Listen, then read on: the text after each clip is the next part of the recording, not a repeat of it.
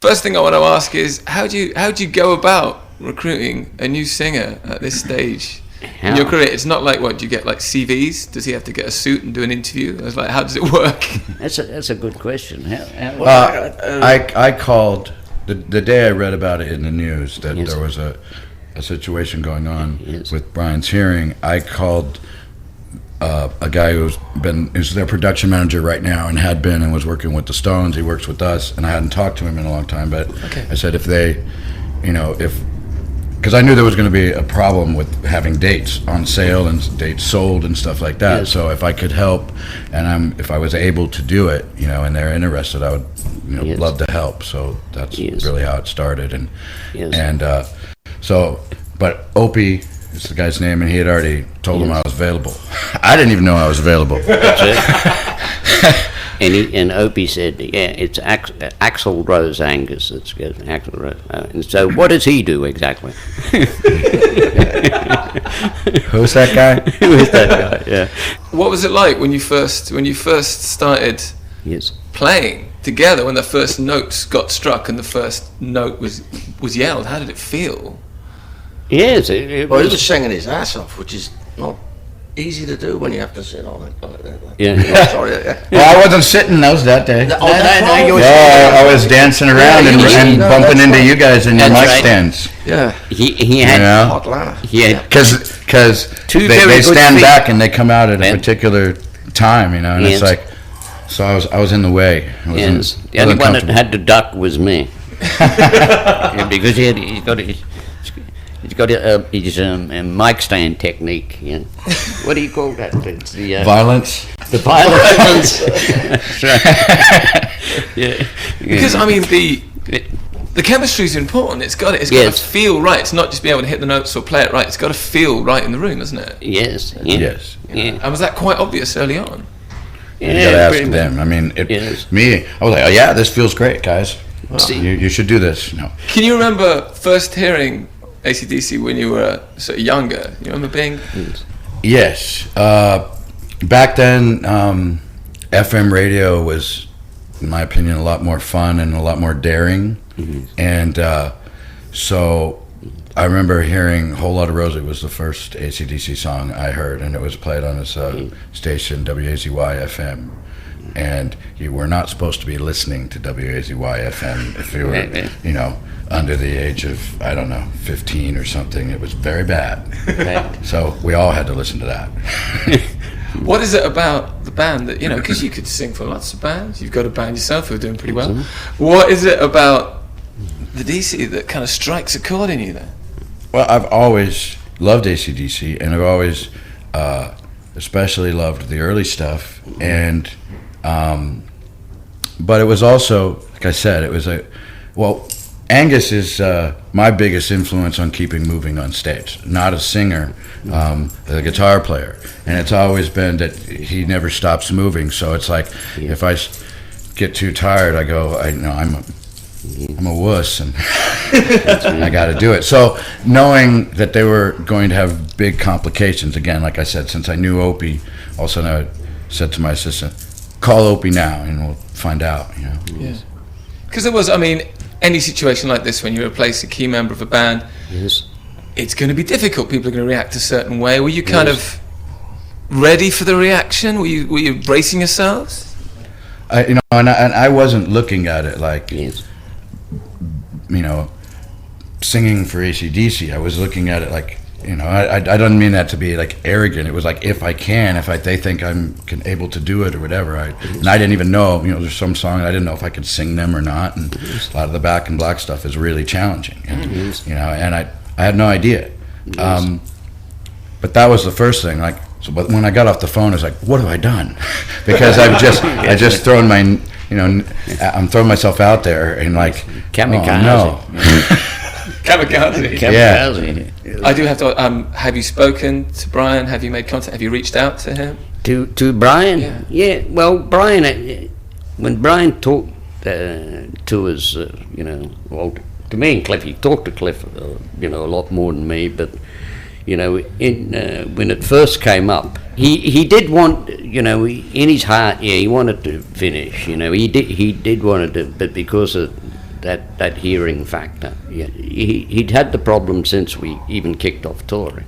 So it was, his call, and it was a shock to us too, because he had got through, because we'd been actually in Australia at the time when he was pretty critical then with it, and every show was, does he do this show? He had so many, he saw so many doctors, to try and help, and the last thing you want to do is walk away from something. If you're going to stop, you don't want somebody in like a tragic situation, when being death or any other affliction, It's I had it with my brother Malcolm.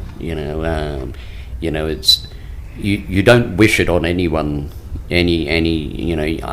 I always believe I don't like to see tragedies, because we've had our fair share of tragedy, especially with Bon Scott, and after that, you're doubly careful, that no one's, you want everyone to who's ever been with you to, if they stop doing something, you want them to be, leaving in full body shape, not in a tragic. Happy, feeling good. Yeah. I mean, I'm not like here in any way out of like any disrespect to Brian. Like yes. I can't take anything away from his singing at all. Yeah, he's a great singer, and and it's really challenging to sing it, and I'm just trying to do it justice and for the fans. It's like I'm happy and excited in one sense, but it's also not like I think that would be kind of really inappropriate to be celebrating in a certain way at someone else's expense, and that's not what I'm here to do. I mean, you're here to go on stage and do the thing and do it for the people and whatever. Yes. But there's also a sense of why I'm here. I have. I mean, he's doing it's an unfortunate situation. Big favor, when he stepped up and said, "Hey, I can do this." No, I said I'll try and he'll try see if I can do this. Yes. We still don't know, and now with the foot, I'm an easy target. So yes. So tell me a bit about the rehearsals. How many? Because you've been rehearsing here in Lisbon, haven't you? That's right. Yeah. How's it been going? Are you fit? You ready? You ready to have this now? Yeah, ready to get it going, get rolling. Yes.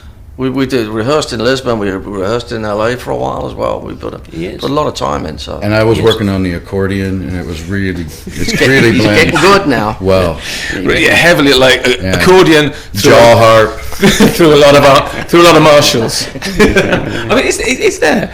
You're enormously experienced performers. Yes. Is there nerves for the show?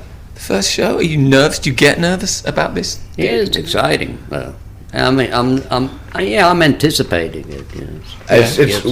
We've had a lot of rehearsals, so I think at this point there are nerves for me that I've played with these guys live, and I don't know what the public, they could. I could go out there and do what I consider well, and they're like, "Yeah, great, thanks for showing up." We'll, whatever. So. But I'm really excited now because we've had a lot of rehearsals and there's a lot more confidence about it. Yes. Yeah. Because I mean, it's amazing if you think about the top league of bands, that are still playing the big places, selling tickets night after night. Yes. There's the Stones, there's Macca, then there's kind of U2, you guys, Guns as well. Yes. And no one's going anywhere. You're still hitting it every night. People are still like, what is it about your music? I've been collecting pieces of his hair and like fingernails because I'm gonna clone him. I'm cloning Angus for sure. Because you can clone a dog for about $100,000. I mean, this might cost me like 10 times that, but it's worth it. I'll have one of those clones. But it's what is it about your music or how you do it that just sustains, man? People just still love it. What is it? For me, it was always, playing rock music is you're the eternal teenager. It's pretty much it, I mean, because it was in my teenage years, I would go, as soon as I started hearing rock music, everything else went that away, and the stuff that I liked, I went searching, and you become. This is probably the same as a fan. I mean, I would. When I was younger, or when I heard something, I go, "Oh, I've got to get that record. Oh, it's an American band. Oh, I've got to go to the city. I need to go to the city because, and I have to get it on import. And that was how you were. You kind of I'd save up my money, go into the city, buy, go to the import shop, get this album, and I'd be going home on the train going, wow, I'm going to be in heaven, get home, and you were totally absorbed by everything. You would read the cover, you'd read anything you could. Where did they record this at? And then, that's how we were with their records, and Dirty Deeds is an import. Yes. Yeah. So that for me is probably the same for a lot of But you're also a hardcore blues fan, blues guitar fan. Yeah, but I grew up blues, but I also I remember when I was a kid I read Alice Cooper, right? First thing I ever heard about Alice Cooper was, this guy is so obscene, 6,000 people walked out on him. I said, I got to see this guy. Yeah. I got to see That's this how he guy. got signed, too, or got a manager. Everybody left, so... And he had an album called Killer, And it immediately your brain goes, I've got to see this. He's been saying a lot of good things about this, too, I guess. It's true. Yes. Yeah, it's good. Yeah. We've got to be pretty close to getting the false foot cast off soon, aren't we? I mean, how's it doing? I think we're about halfway there. Okay. How'd you feel? I feel good. It's like I've only started like walking on it little bits over the last few days and stuff, and now I'm starting to put weight on the front. It's inconvenient, but it's also like I don't know, helped me focus on the singing in another way. Okay. I mean, other people are like, how do you do that sitting down? And I'm like, it's a lot easier than standing up. But I feel like an idiot. I do. I mean, we've done gun shows, and I feel like a moron sitting there, but I have to ignore that and just get into the songs and do my best on the songs and stuff. So. And you got a new chair now because you borrowed Dave Grohl's chair. You got this is part of the same chair. We just took the chair part and Dave doesn't know it's been remodeled a little. Yes, it will be though. Just don't tell him. Obviously, you've got these shows coming up, as we said before. It seems to be no desire to stop playing and stop performing. I mean, have you thought about the next stage of the band? Do you want to keep doing some more shows? Are we going to keep, having more shows announced in the future? Do you want to keep involved? How's it work? They have there's makeup dates in the States, and if I don't get thrown out before then, I'm looking forward to doing. Yeah, he's got it. I haven't passed. He's got his Guns and Roses, but he's got a I mean, they're low. Guns and Rolex? Did you say that? I kind of like that. Guns and Roses. It's these new teaser, but he's got that he's got those days to fulfill, and then he's going to help us finish off our American dates. Mm-hmm. I think after that, it's like it's about what they want to do, and like I'm in if they want me in, and we sort it out. But right now, that's getting ahead of ourselves with everything else that's on the table. Because that's the question. It's like, are you guys going to record together? That's one of the questions people are going to ask. So that's why I'd like you to write me a really good album to submit to them. Oh, okay. Yeah, that way okay. This would really help me if I know we just met, but I would really appreciate it. I can just knock that one out pretty quickly. Knock it out. Because I mean, it'd be great to see you. We've obviously in the UK we've got the Glastonbury Festival, which is like one of the biggest festivals in the world. You've never done Glastonbury. Would you be up for it? They've never asked us. Never. What? No, and then I think I can't. I don't think they never ever said, did they? Not so much. And I don't think they heard that facial expression in radio. Describe that facial expression.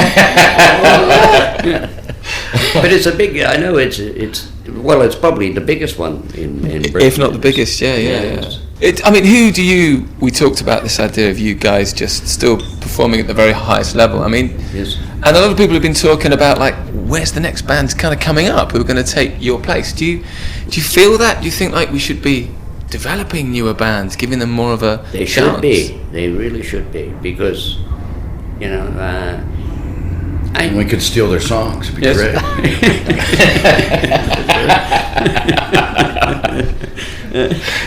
But if you look on the if you look on, I guess, on the internet, there's a lot of rock stuff. I mean, I was actually shocked when I was looking out there. I mean, you know, not just guy band, you know, like playing rock music, but a lot of girls playing rock music, you know, and a lot of them doing it well. You know? Yeah. So, you know, and it is a healthy market. It's just a pity, you know, the record, you know, the music business is not looking there to get those acts. You know? Yeah. Because there is a lot of good stuff, and you know that out there somebody's going to sign some of these acts, and they're going to take off. You know? Well, you know, not like it's necessarily a bad thing, but there's Yes. focus more on selling an individual celebrity. Like, I've talked with record company presidents, and they're like, why deal with the band when all you got to deal with is one star and a producer? Yes. You know, and then or Yeah, they'll it's a hire quick- a ton of producers for the one person, and it's a Quick fix. business model that works for them, but I don't know that it's in the best interest of Yes. music as a whole. Yes. Yeah. But what usually happens is you usually get maybe small independent company may pick up some of these acts and do well, and then they usually buy them out. You know, the bigger ones. Yeah. They go, Yeah. you know, and it kicks off. Then the drop next, all the bands. That's right. Have you got a message for, you know, people are looking forward to seeing this show? There's been all this talk about in the media, positive, negative. Yes. Everyone's expecting, Yes. you know, wants to see. What's the message for the fans? The people that, you know, need love you guys, might need a bit of reassuring. They're gonna come. They're gonna come and see a hell of a show, really. You know, because he's got a ton of energy. Band's got a ton of energy. You're gonna see a really good fusion of chemistry. It's something we feel it in the rehearsals, you know, and that audience is gonna feel it. Yeah, we're dying to get it out there. Yes. Get it going. Yes. So. Yeah, absolutely. Yes. Yeah, excited. Yeah. Good to speak to you guys. Thank you very much. Thank you, man. Pleasure, mate. Thank you. Thanks, man. Thank you.